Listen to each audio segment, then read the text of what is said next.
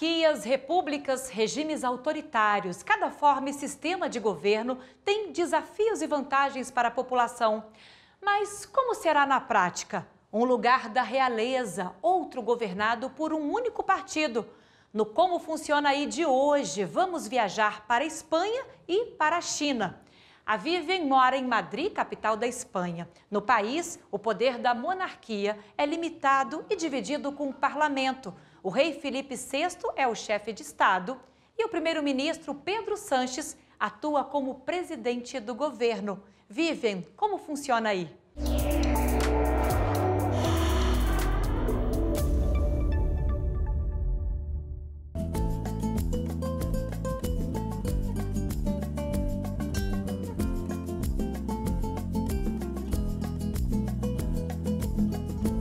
Oi, eu sou Vivian do Estilo do Vice, jornalista aqui na Espanha, e hoje eu vou explicar dos jardins do Palácio Real um pouco sobre como funciona a monarquia aqui e as curiosidades em torno da família real.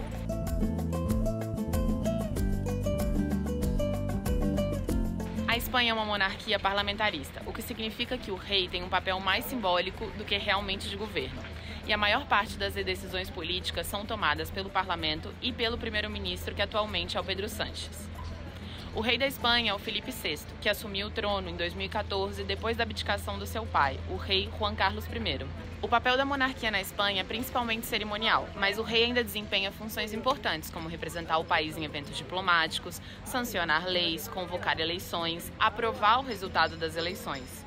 No entanto, ele não interfere diretamente no processo político ou nas decisões governamentais. A monarquia espanhola foi restaurada em 1975, logo após a ditadura de Francisco Franco. Durante o regime franquista, a monarquia havia sido suspensa. Mas, ao final da ditadura, Juan Carlos I foi nomeado rei e teve um papel crucial na transição para a democracia. E, bom, esse apoio à transição democrática fez com que, por muito tempo, a monarquia fosse vista a bons olhos por grande parte da população. Porém, nas últimas décadas, a imagem da monarquia tem sofrido oscilações, com escândalos envolvendo membros da família real, o que afetou, de maneira geral, a percepção da população. Hoje a opinião sobre a família real é bastante dividida. Muitos espanhóis ainda veem a monarquia como uma instituição importante, tradicional e que deve ser mantida, especialmente pela sua contribuição à democracia. No entanto, a popularidade diminuiu após os escândalos financeiros envolvendo o próprio rei emérito, Juan Carlos I, e outros membros da família real. O rei Felipe VI, por outro lado, tem um perfil mais tranquilo e tem se esforçado para melhorar a imagem da monarquia, adotando uma postura mais transparente, mais ética, fica mais em segundo plano, o que tem sido bem recebido por grandes setores da sociedade. Morar em um país monárquico como a Espanha significa que há uma figura de rei ou rainha, mas a realidade cotidiana da maioria dos cidadãos aqui não é muito diferente de um país republicano como o Brasil. Em ambos os casos, quem de fato governa são os representantes eleitos, deputados, senadores, primeiro-ministro. No entanto, em países monárquicos, a família real faz parte da identidade nacional e isso é inevitável. E tem um papel cultural e simbólico bastante importante, não nego. O que não acontece, por exemplo, no Brasil, onde o chefe de Estado é o presidente eleito diretamente pelo povo. No Irã, a estrutura política funciona de forma diferente da maioria dos países republicanos. Por lá, o sistema de governo é considerado misto.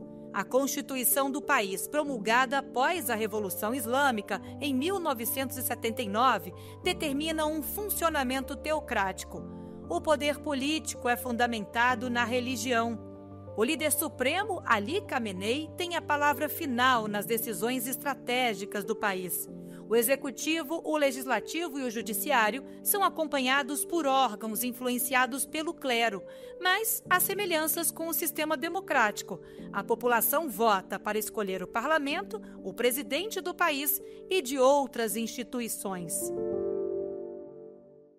E para falar sobre esse assunto, convidamos a doutora em Direito Internacional Priscila Caneparo. Ela é advogada, professora de Direito Internacional Público e Direitos Humanos e nossa convidada de hoje. Seja muito bem-vinda, doutora Priscila. Obrigada. Para começar a nossa entrevista, eu acho que é importante entender os diferentes sistemas de governos e formas de governos, né? Por isso eu queria que a senhora começasse conceituando para a gente o que é governo e o que é Estado. Bom, eu acho importantíssimo a gente destacar que o governo é um dos elementos constitutivos desse Estado. Então, basicamente, o Estado é formado por 3 elementos. Primeiro elemento, o território. Segundo elemento, o povo. E terceiro elemento, a soberania.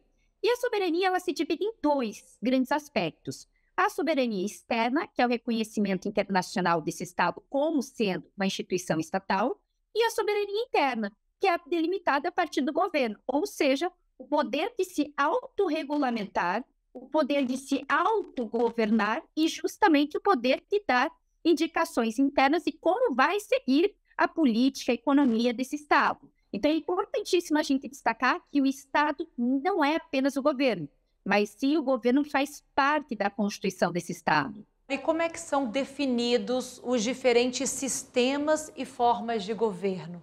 Para a gente diferenciar forma e sistema de governo, a gente tem que ter em mente que são institutos e instituições diferenciadas. Em relação à forma de governo, nós temos 2 grandes elementos. Quais são eles? A monarquia e a república. Quando a gente fala em monarquia, justamente, a gente tem a ideia de um caráter de hereditariedade, um caráter de vitaliciedade no poder e, principalmente, uma irresponsabilidade política do soberano.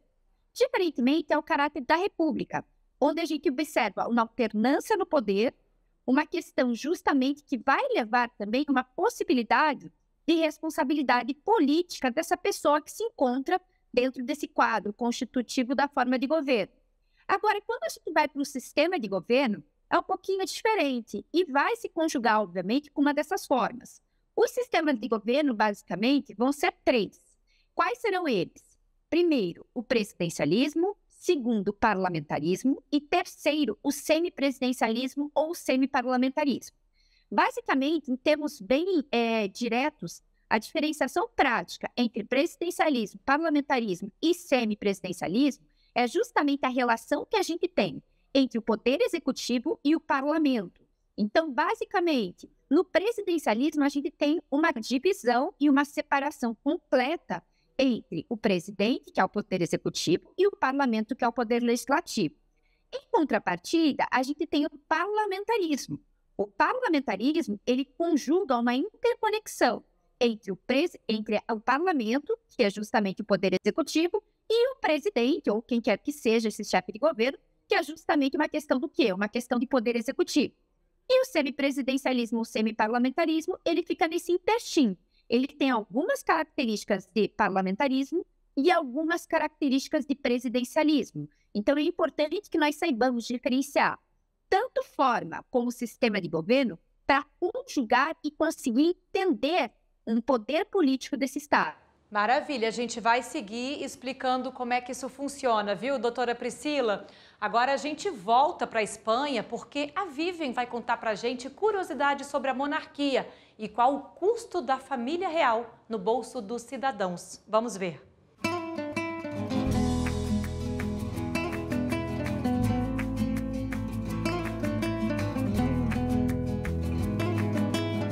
A monarquia espanhola é frequentemente comparada com a monarquia britânica, que tem uma longa tradição e um papel muito destacado na cultura do Reino Unido.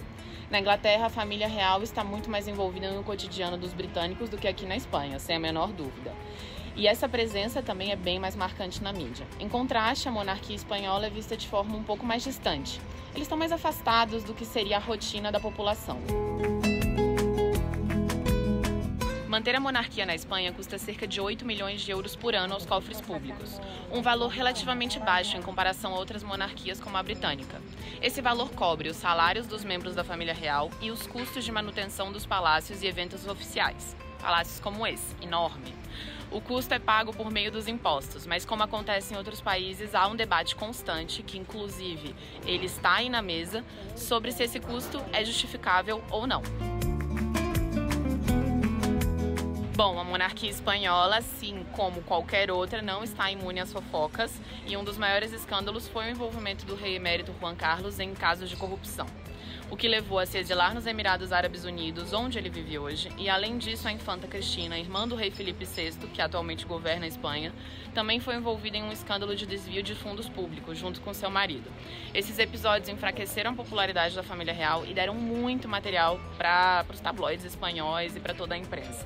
E até hoje comentado o tempo todo na mídia.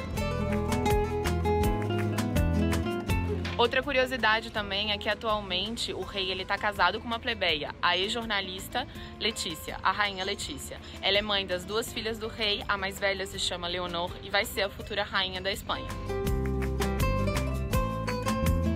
Essa foi uma breve explicação sobre o funcionamento da monarquia aqui na Espanha, o seu impacto histórico, social. Espero ter esclarecido algumas dúvidas. Muito obrigada, pessoal, e um beijo! Muito bom. Doutora Priscila, continuando a nossa conversa, existem muitos outros sistemas de governo bem diferentes desse da Espanha, né? Com certeza. O sistema de governo da Espanha, eu acho importantíssimo destacar que é uma perspectiva de monarquia e a gente tem também, né, uma perspectiva de parlamentarismo. Então, o que acontece? Basicamente, a gente vai ter um primeiro ponto atrelado à ideia justamente de ter uma divisão política do poder.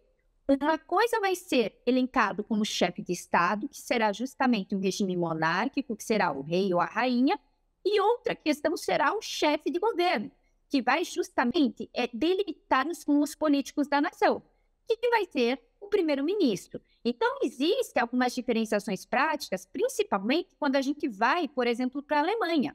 Se a gente for para a Alemanha também adota um sistema parlamentarista, mas, diferentemente, o caso da Alemanha não é um parlamentarismo monárquico, é um parlamentarismo republicano.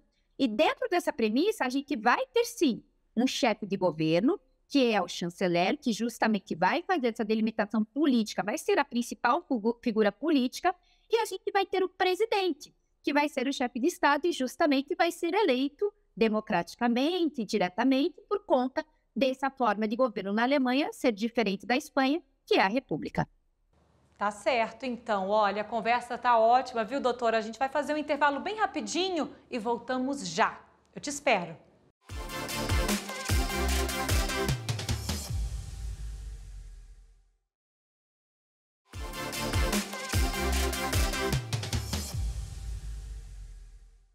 Estamos de volta e vamos direto para o gigante asiático, a República Popular da China, uma das civilizações mais antigas, uma das maiores economias do planeta e um dos países mais populosos do mundo. Desde 2013, a China é liderada por Xi Jinping. O presidente ainda ocupa os cargos de secretário-geral do Partido Comunista e chefe da Comissão Militar Central. O Lucas trabalha em Pequim e vai mostrar como é a vida num país socialista e de um partido único.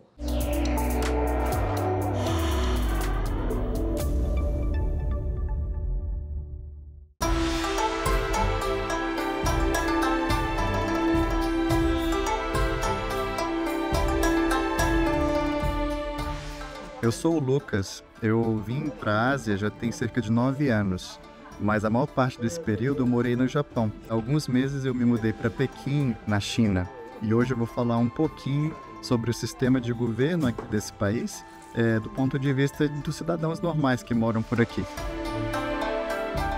A principal característica do sistema de governo aqui na China é de ter um partido único, portanto não é um sistema democrático como é o caso aí do Brasil. O governo chinês, com esse sistema de partido único, começou em 1949, mas as origens filosóficas desse tipo de governo mais centralizado em comparação com o nosso, na verdade, vem de milhares de anos atrás, no mínimo até o grande filósofo Confúcio, que criou um sistema de pensamento muito baseado no respeito à hierarquia, à obediência e à ordem social. Esse respeito à hierarquia explica também um pouco a maneira do funcionamento do partido. No interior do partido é tudo muito meritocrático. Então, para que alguém possa se promover às posições mais elevadas, é preciso que esse candidato demonstre muitos bons resultados. Resultados com relação aos indicadores econômicos daquela cidade, daquela província pela qual ele é responsável, e também indicadores sociais, como redução da pobreza, redução da desigualdade e acesso aos serviços públicos como educação e saúde.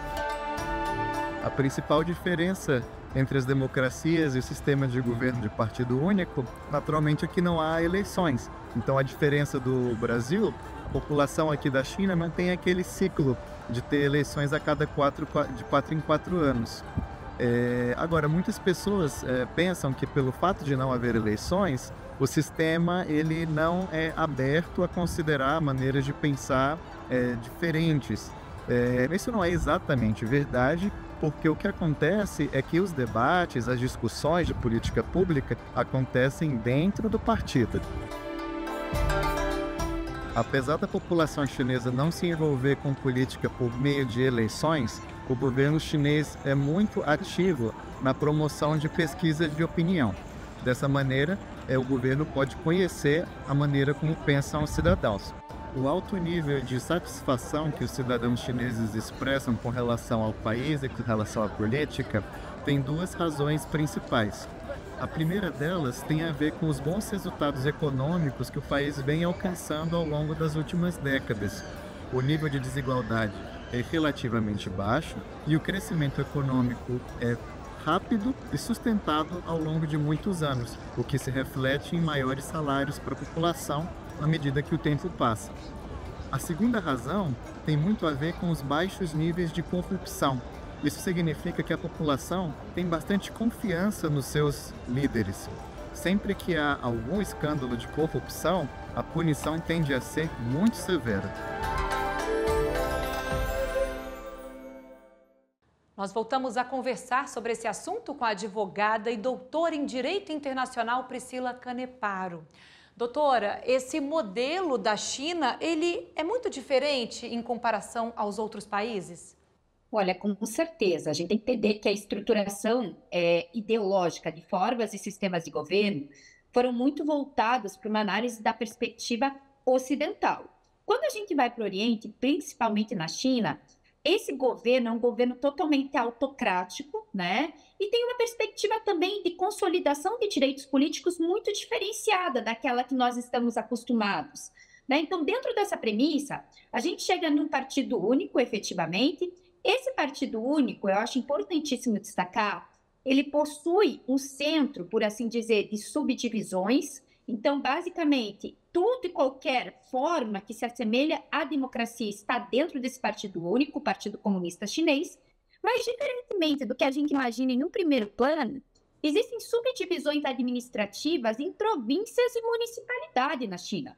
E essas províncias e municipalidade, elas têm sim um processo eleitoral próprio do país, mas não deixa de ser um processo eleitoral. O que não acontece é o processo eleitoral para o Poder Executivo de uma perspectiva governamental de união, do Estado como um todo. E, por último, eu acho importantíssimo a gente destacar também, dentro dessa premissa, que o presidente, ele faz, às vezes, tanto de chefe de governo, como também chefe de Estado dentro desse contexto chinês. E existem algumas regiões com maior autonomia administrativa, como é o caso de Hong Kong e como é o caso de Macau. Muito interessante, viu, doutora?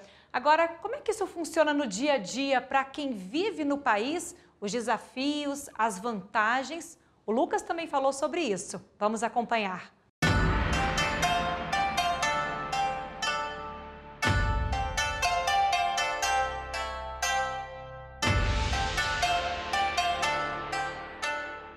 Essa mesma rigidez que existe na hierarquia e no sistema de promoções dentro do partido e dentro das organizações do governo da China também se estende a outras esferas da vida dos cidadãos comuns. Existe uma certa rigidez também nas leis e nas regras. Dessa maneira, um dos benefícios que normalmente é apontado é que o nível de criminalidade no país é bastante baixo. Então, é um país onde é bastante seguro caminhar sozinho, caminhar à noite, tanto homens quanto mulheres. Dentro do sistema de governo de partido único, a estabilidade social e política é uma grande prioridade. Por esse motivo, os cidadãos chineses não têm liberdade de fazer postagens críticas ao governo nas redes sociais. E os estrangeiros que moram aqui, como eu, muitas vezes temos algumas inconveniências no acesso a veículos de informação estrangeiros. Também temos uma pequena inconveniência com relação ao acesso ao entretenimento. Por exemplo, o Netflix não está disponível na China. Do ponto de vista dos cidadãos chineses, isso não é um problema grave, porque a própria indústria do entretenimento chinesa é muito desenvolvida e existe uma oferta gigantesca de séries, filmes e novelas que a população adora assistir. Então, o que vocês acharam? Essas são as principais diferenças que eu percebo no sistema político chinês em comparação ao brasileiro. É isso aí, espero que tenham gostado e até a próxima. Doutor, ele falou sobre essas diferenças de sistemas, como é que é a experiência para quem vive, né, em Pequim e das lições que a gente tira. Podemos dizer que não existe uma forma de governo, um sistema de governo que seja bom e o outro que seja ruim? É isso? É, exatamente. A gente tem que pensar sempre que todo objetivo do governo, em uma perspectiva que efetivamente não seja um regime autoritário, não seja um regime violador, perpetrador de violência contra os direitos humanos, ele tem que bem atender a sua população. A população que, de fato, vai ser o termômetro para a gente entender se o governo é bom, se o sistema de governo é bom, se a forma de governo é boa. Então, dentro dessa premissa, um primeiro ponto que a gente tem que destacar é entender que existe, né, uma diversidade cultural em relação às sociedades do mundo e não tem um sistema propriamente dito governamental que vai atender toda essa diversidade cultural, essa diversidade societária. O que a gente tem que entender é que a história acaba sendo diferente e as demandas sociais, obviamente, também vão ser diferentes. Então, o que pode funcionar, por exemplo, no Brasil, pode não funcionar no contexto chinês, porque a população não quer essa forma de governo. Existem algumas prioridades que foram construídas ao longo dos tempos, que são atendidas pelo Partido Único, bem como talvez o sistema chinês não funcionasse também no Brasil. Então, a gente tem que estar aberto para entender que o sistema de governo ele vai muito além daquilo que nós achamos o que é o correto.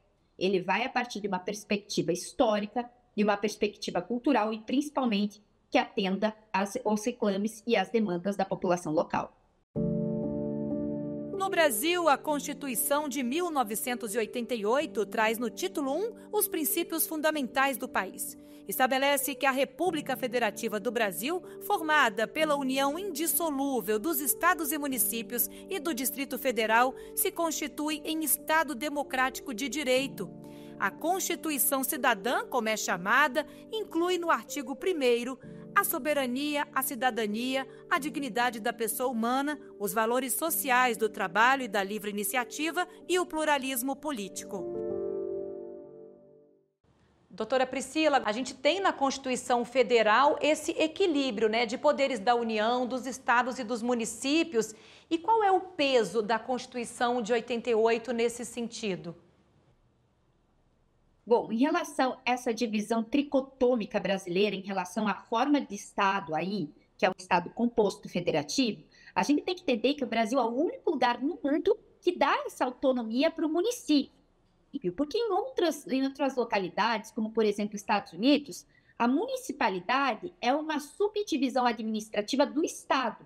Aqui não, é um ente federativo previsto na Constituição. E a Constituição de 88, ela destacou que ambos, né, tanto a União quanto o Estado quanto o município, possuem o mesmo nível de importância. A única diferença são as competências administrativas e legislativas, ou seja, o que cada ente federativo pode administrar e o que cada ente administrativo pode efetivamente legislar.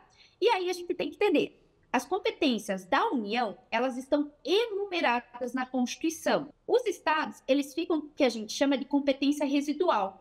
Aquilo que não foi para a União e nem foi para o município, acaba restando para o Estado. Então, é super importante que a gente entenda, não existe uma hierarquia, não existe uma superioridade da União ou do Estado frente ao município. Todos estão em pé de igualdade, mas existem diversidades, efetivamente, de competências. E falando sobre a participação popular, houve avanço também na Constituição de 88, porque contou, inclusive, com participação, sugestões da sociedade civil organizada à época, né? Com certeza, a nossa Constituição, ela trouxe uma inovação que é basicamente nós termos o exercício da democracia ativa. Não apenas uma democracia que faz uma representação, a questão do votar, mas nós também podemos fazer, por exemplo, projetos de leis populares, desde que nós atendamos aos requisitos da Constituição. Nós participamos ativamente dessa estruturação de governo a partir de plebiscitos e referendos e, principalmente, em última análise, em últimos momentos, a gente observa uma emergência de uma democracia comunitária, ou seja, populações tradicionais levando as suas queixas, as suas demandas para o governo e, principalmente, também a democracia participativa, que é a sociedade civil organizada principalmente por intermédio de ONGs, levando sua participação para a construção de leis e políticas públicas que bem atendam a população. Muito bom, doutora Priscila Caneparo participando conosco. Muito obrigada, doutora, pela entrevista e até a próxima. E a gente fica por aqui, preparando a nossa próxima viagem. Siga a gente nas redes sociais, é só digitar @Rádio TV Justiça que você encontra o nosso conteúdo. Até a próxima, tchau!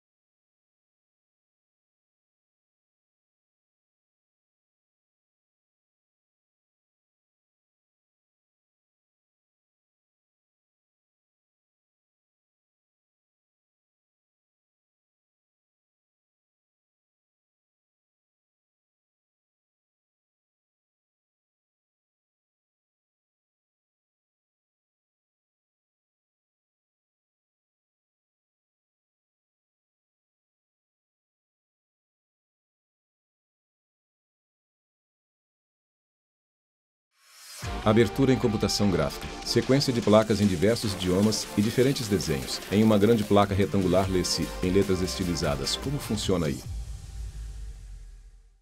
Monarquias, repúblicas, regimes autoritários. Cada forma e sistema de governo tem desafios e vantagens para a população. Mas como será na prática? Amanda Mustafa, apresentadora. Realeza, outro governado por um único partido. No Como Funciona Aí de hoje, vamos viajar para a Espanha e para a China. A Vivian mora em Madrid, capital da Espanha. No país, o poder da monarquia é limitado e dividido com o parlamento. O rei Felipe VI é o chefe de Estado e o primeiro-ministro Pedro Sánchez atua como presidente do governo. Vivian, como funciona aí? A animação de globo terrestre que gira partindo do Brasil até chegar a Madrid, Espanha. Bandeira italiana hasteada a tremular. Sequência de cenas da cidade com trânsito pulsante em grande rotatória entre edifícios antigos. Oi, eu sou Vivian do Oeste Ludovice, jornalista aqui na Espanha, e hoje eu vou explicar dos jardins do Palácio Real um pouco sobre como funciona a monarquia aqui e as curiosidades em torno da família real. Câmera sobrevoa grande palácio com pátio e prédios antigos. A Espanha é uma monarquia parlamentarista, o que significa que o rei tem um papel mais simbólico do que realmente de governo. E a maior parte das decisões políticas são tomadas pelo parlamento e pelo primeiro-ministro, que atualmente é o Pedro Sánchez. O rei da Espanha é o Felipe VI, que assumiu o trono em 2014 depois da abdicação do seu pai, o rei Juan Carlos I. O papel da monarquia na Espanha é principalmente cerimonial, mas o rei ainda desempenha funções importantes, como representar o país em eventos diplomáticos, sancionar leis, convocar eleições, aprovar o resultado das eleições. No entanto, ele não interfere diretamente no processo político ou nas decisões governamentais. A monarquia espanhola foi restaurada em 1975, logo após a ditadura de Francisco Franco. Durante o regime franquista, a monarquia havia sido suspensa. Mas, ao final da ditadura, Juan Carlos I foi nomeado rei e teve um papel crucial na transição para a democracia. E, bom, esse apoio à transição democrática fez com que, por muito tempo, a monarquia fosse vista a bons olhos por grande parte da população. Porém, nas últimas décadas, a imagem da monarquia tem sofrido oscilações, com escândalos envolvendo membros da família real, o que afetou, de maneira geral, a percepção da população. Hoje a opinião sobre a família real é bastante dividida. Muitos espanhóis ainda veem a monarquia como uma instituição importante, tradicional e que deve ser mantida, especialmente pela sua contribuição à democracia. No entanto, a popularidade diminuiu após os escândalos financeiros envolvendo o próprio rei emérito, Juan Carlos I, e outros membros da família real. O rei Felipe VI, por outro lado, tem um perfil mais tranquilo e tem se esforçado para melhorar a imagem da monarquia, adotando uma postura mais transparente, mais ética, fica mais em segundo plano, o que tem sido bem recebido por grandes setores da sociedade. O rei cumprimenta pessoas em via pública. Morar em um país monárquico como a Espanha significa que há uma figura de rei ou rainha, mas a realidade cotidiana da maioria dos cidadãos aqui não é muito diferente de um país republicano como o Brasil. Em ambos os casos, quem de fato governa são os representantes eleitos, deputados, senadores, primeiro-ministro. No entanto, em países monárquicos, a família real faz parte da identidade nacional e isso é inevitável. E tem um papel cultural e simbólico bastante importante, não nego. O que não acontece, por exemplo, no Brasil, onde o chefe de Estado é o presidente eleito diretamente pelo... Câmera sobrevoa Palácio do Planalto em Brasília. No Irã, a estrutura política funciona de forma diferente da maioria dos países republicanos. Por lá, o sistema de governo é considerado misto. A Constituição do país, promulgada após a Revolução Islâmica, em 1979, determina um funcionamento teocrático. O poder político é fundamentado na religião. O líder supremo, Ali Khamenei, tem a palavra final nas decisões estratégicas do país. O executivo, o legislativo e o judiciário são acompanhados por órgãos influenciados pelo clero, mas há semelhanças com o sistema democrático. A população vota para escolher o parlamento, o presidente do país e de outras instituições. Vinheta, como funciona aí? E para falar sobre esse assunto, convidamos a doutora em Direito Internacional Priscila Caneparo. Ela é advogada, professora de Direito Internacional Público e Direitos Humanos e nossa convidada de hoje. Seja muito bem-vinda, doutora Priscila. Obrigada. Para começar a nossa entrevista, eu acho que é importante entender os diferentes sistemas de governos e formas de governos, né? Por isso eu queria que a senhora começasse conceituando para a gente o que é governo e o que é Estado. Bom, eu acho importantíssimo a gente destacar que o governo é um dos elementos constitutivos desse Estado. Então, basicamente, o Estado é formado por 3 elementos. Primeiro elemento, o território. Segundo elemento, o povo. E terceiro elemento, a soberania.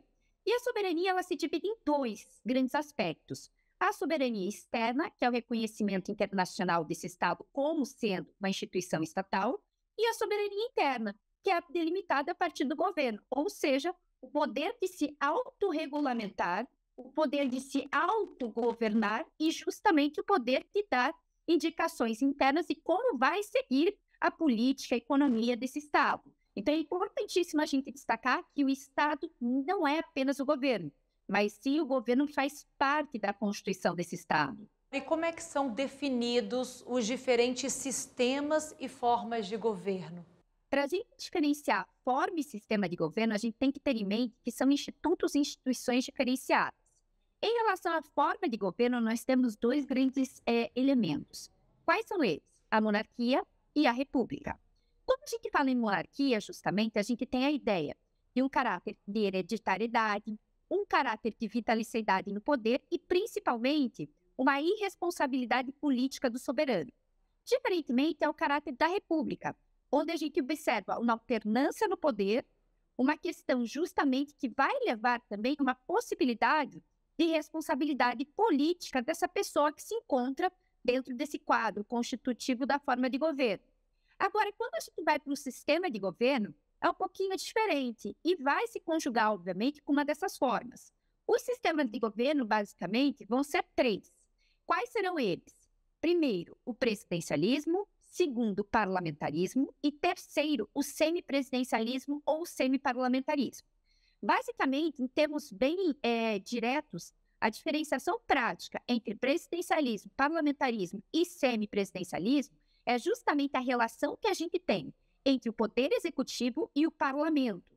Então, basicamente, no presidencialismo, a gente tem uma divisão e uma separação completa entre o presidente, que é o poder executivo, e o parlamento, que é o poder legislativo. Em contrapartida, a gente tem o parlamentarismo. O parlamentarismo, ele conjuga uma interconexão entre o parlamento, que é justamente o poder executivo, e o presidente, ou quem quer que seja esse chefe de governo, que é justamente uma questão do quê? Uma questão de poder executivo. E o semipresidencialismo, o semiparlamentarismo, ele fica nesse interstim.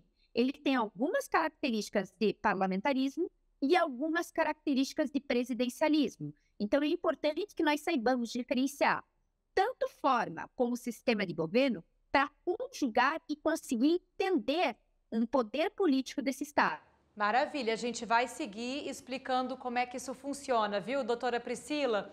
Agora a gente volta para a Espanha porque a Vivian vai contar para a gente curiosidades sobre a monarquia e qual o custo da família real no bolso dos cidadãos. Vamos ver. Sequência de cenas de prédios históricos, estátua de homem montado a cavalo e praça com fonte d'água. A monarquia espanhola é Vivian frequentemente Ludovice, comparada jornalista. com a monarquia britânica, que tem uma longa tradição e um papel muito destacado na cultura do Reino Unido.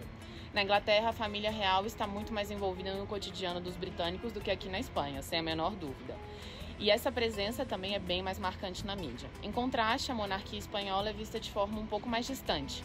Eles estão mais afastados do que seria a rotina da população. Manter a monarquia na Espanha custa cerca de 8 milhões de euros por ano aos cofres públicos, um valor relativamente baixo em comparação a outras monarquias como a britânica. Esse valor cobre os salários dos membros da família real e os custos de manutenção dos palácios e eventos oficiais. Palácios como esse, enorme. O custo é pago por meio dos impostos, mas como acontece em outros países, há um debate constante, que inclusive ele está aí na mesa, sobre se esse custo é justificável ou não. Bom, a monarquia espanhola, assim como qualquer outra, não está imune às fofocas e um dos maiores escândalos foi o envolvimento do rei emérito Juan Carlos em casos de corrupção, o que levou a se exilar nos Emirados Árabes Unidos, onde ele vive hoje, e além disso a infanta Cristina, irmã do rei Felipe VI, que atualmente governa a Espanha, também foi envolvida em um escândalo de desvio de fundos públicos, junto com seu marido. Esses episódios enfraqueceram a popularidade da família real e deram muito material para os tabloides espanhóis e para toda a imprensa. E até hoje comentado o tempo todo na mídia. Outra curiosidade também é que atualmente o rei está casado com uma plebeia, a ex-jornalista Letícia, a rainha Letícia. Ela é mãe das 2 filhas do rei, a mais velha se chama Leonor e vai ser a futura rainha da Espanha. Essa foi uma breve explicação sobre o funcionamento da monarquia aqui na Espanha, o seu impacto histórico, social. Espero ter esclarecido algumas dúvidas. Muito obrigada, pessoal, e um beijo. Ela acena e sorri. Vinheta Como Funciona Aí. Muito bom. Doutora Priscila, continuando a nossa conversa, existem muitos outros sistemas de governo bem diferentes desse da Espanha, né? Com certeza. Priscila Caneparo, doutora em Direito Internacional. É destacar que é uma perspectiva de monarquia e a gente tem também, né, uma perspectiva de parlamentarismo.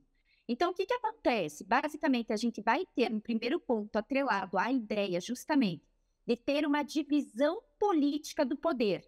Uma coisa vai ser elencado como chefe de Estado, que será justamente um regime monárquico, que será o rei ou a rainha, e outra questão será o chefe de governo, que vai justamente delimitar os rumos políticos da nação, que vai ser o primeiro-ministro. Então, existem algumas diferenciações práticas, principalmente quando a gente vai, por exemplo, para a Alemanha.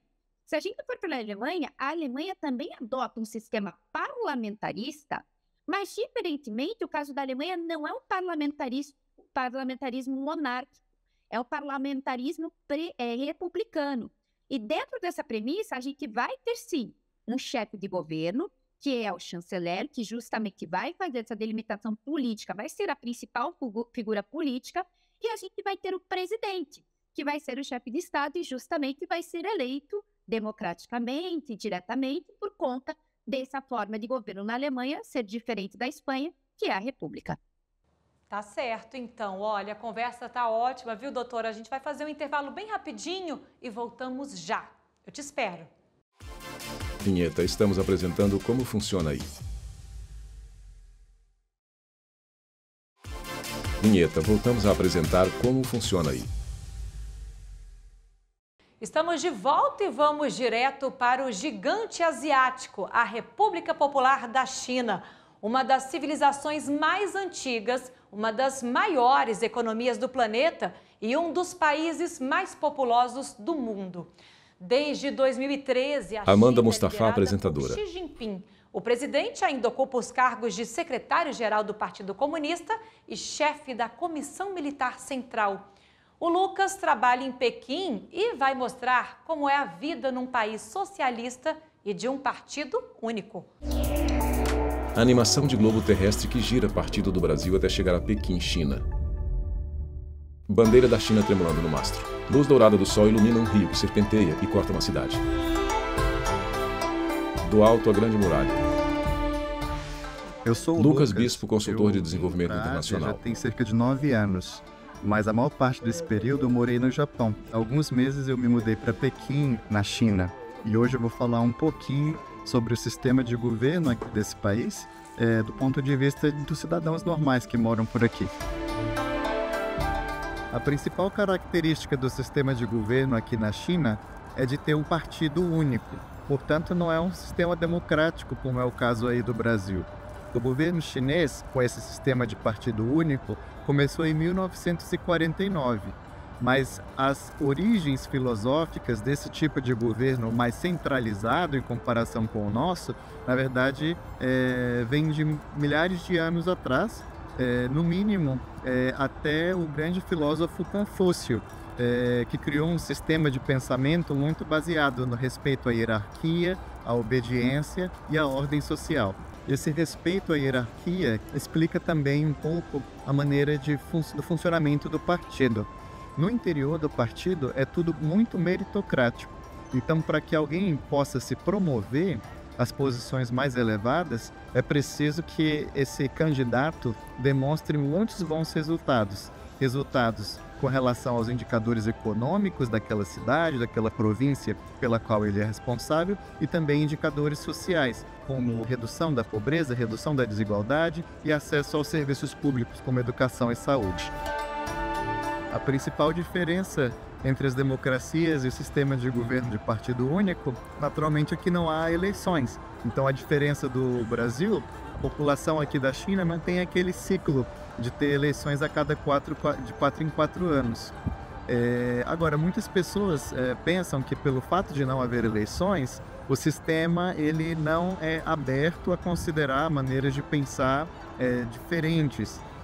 Isso não é exatamente verdade, porque o que acontece é que os debates, as discussões de política pública acontecem dentro do partido. Apesar da população chinesa não se envolver com política por meio de eleições, o governo chinês é muito ativo na promoção de pesquisas de opinião. Dessa maneira, o governo pode conhecer a maneira como pensam os cidadãos. O alto nível de satisfação que os cidadãos chineses expressam com relação ao país e com relação à política tem 2 razões principais. A primeira delas tem a ver com os bons resultados econômicos que o país vem alcançando ao longo das últimas décadas. O nível de desigualdade é relativamente baixo e o crescimento econômico é rápido e sustentado ao longo de muitos anos, o que se reflete em maiores salários para a população à medida que o tempo passa. A segunda razão tem muito a ver com os baixos níveis de corrupção. Isso significa que a população tem bastante confiança nos seus líderes. Sempre que há algum escândalo de corrupção, a punição tende a ser muito severa. Turistas e carros em frente a Grande Palácio Vermelho. Vinheta, como funciona aí? Nós voltamos a conversar sobre esse assunto com a advogada e doutora em Direito Internacional Priscila Caneparo. Doutora, esse modelo da China, ele é muito diferente em comparação aos outros países? Olha, com certeza, a gente tem que entender que a estruturação ideológica de formas e sistemas de governo foram muito voltados para uma análise da perspectiva ocidental. Quando a gente vai para o Oriente, principalmente na China, esse governo é um governo totalmente autocrático, né? E tem uma perspectiva também de consolidação de direitos políticos muito diferenciada daquela que nós estamos acostumados, né? Então, dentro dessa premissa, a gente chega num partido único, efetivamente. Esse partido único, eu acho importantíssimo destacar, ele possui um centro, por assim dizer, de subdivisões. Então, basicamente, tudo e qualquer forma que se assemelha à democracia está dentro desse partido único, o Partido Comunista Chinês. Mas, diferentemente do que a gente imagina no primeiro plano, existem subdivisões administrativas em províncias e municipalidades na China. E essas províncias e municipalidades, elas têm sim um processo eleitoral próprio do país, mas não deixa de ser um processo eleitoral. O que não acontece é o processo eleitoral para o Poder Executivo de uma perspectiva governamental de união, do Estado como um todo. E, por último, eu acho importantíssimo a gente destacar também, dentro dessa premissa, que o presidente, ele faz, às vezes, tanto de chefe de governo, como também chefe de Estado dentro desse contexto chinês. E existem algumas regiões com maior autonomia administrativa, como é o caso de Hong Kong e como é o caso de Macau. Muito interessante, viu, doutora? Agora, como é que isso funciona no dia a dia para quem vive no país, os desafios, as vantagens? O Lucas também falou sobre isso. Vamos acompanhar. Em frente à cidade moderna, há um prédio histórico e tradicional de telhados sobrepostos triangulares. Cena aérea da muralha da China. Pessoas em uma pequena ponte. Essa mesma rigidez que existe na hierarquia e no sistema Lucas Bispo, consultor de desenvolvimento internacional. Dentro do partido e dentro das organizações do governo da China, também se estende a outras esferas da vida dos cidadãos comuns. Existe uma certa rigidez também nas leis e nas regras. Dessa maneira, um dos benefícios que normalmente é apontado é que o nível de criminalidade no país é bastante baixo. Então, é um país onde é bastante seguro caminhar sozinho, caminhar à noite, tanto homens quanto mulheres. Dentro do sistema de governo de partido único, a estabilidade social e política é uma grande prioridade. Por esse motivo, os cidadãos chineses não têm liberdade de fazer postagens críticas ao governo nas redes sociais. E os estrangeiros que moram aqui, como eu, muitas vezes temos algumas inconveniências no acesso a veículos de informação estrangeiros. Também temos uma pequena inconveniência com relação ao acesso ao entretenimento. Por exemplo, o Netflix não está disponível na China. Do ponto de vista dos cidadãos chineses, isso não é um problema grave, porque a própria indústria do entretenimento chinesa é muito desenvolvida. E existe uma oferta gigantesca de séries, filmes e novelas que a população adora assistir. Então, o que vocês acharam?